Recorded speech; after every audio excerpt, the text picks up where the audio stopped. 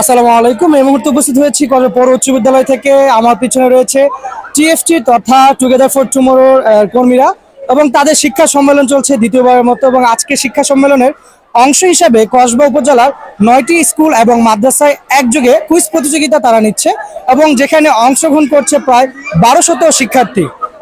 আমরা আশা করব এই কুইজ প্রতিযোগিতা শিক্ষার্থীরা তাদের জ্ঞান অন্বেষণে আরো সহজভাবে তারা জ্ঞান শিখতে পারবে। এবং কুইজ প্রতিযোগিতায় যে প্রশ্নের প্যাটার্নগুলো ছিল, প্রশ্নগুলো ছিল সম্পূর্ণ কসবা ভিত্তিক। আমরা কসবা শিক্ষার্থী কসবা সম্বন্ধে জানবো, কসবা সম্বন্ধে শিখবো, এরপরে এই কসবাকে আমরা মানবো এবং কসবাতে আমরা বসবাস করব। আমি চলে যাচ্ছি সংগঠনটির সভাপতি রবিউলের সাথে।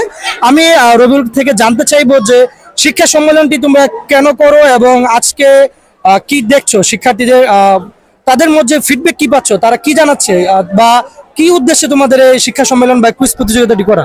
শিক্ষা সম্মেলন 2025 করার উদ্দেশ্য হচ্ছে আমাদের কসবা উপজেলার শিক্ষার্থীরা যাতে জানতে পারে ব্রাহ্মণবাড়িয়া জেলা ইতিহাস ঐতিহ্য তথা কসবার যে ইতিহাস ঐতিহ্য আছে, মুক্তিযুদ্ধে কসবার অবদান এবং জুলাই বিপ্লবে বাংলাদেশের যে অবদান, মানে সমসাময়িক বিষয়গুলো নিয়ে আমরা একটা কুইজ আয়োজন করে থাকি, যাতে শিক্ষার্থীদের একটু মানে জ্ঞান রিলেটেড একটু আগ্রহ থাকে। কসবা পৌরসভার 10টি স্কুল ব্যাপী একটি কুইজ আয়োজন করা হয়েছে। জি, যেমনটি জানাচ্ছিলেন রবিউল, এবং আপনাদেরকে জানিয়ে রেখে আজকে যে কুইজ প্রতিযোগিতাটা অনুষ্ঠিত হয়েছে সেই কুইজ প্রতিযোগিতার পুরস্কার কিন্তু কিছুদিন পর অর্থাৎ 18ই ফেব্রুয়ারি শিক্ষা সম্মেলনে একটি বইমেলা, ওমর একুশে সপ্তাহব্যাপী বইমেলার আয়োজন করবে টুগেদার ফর টুমোরো টিএফটি।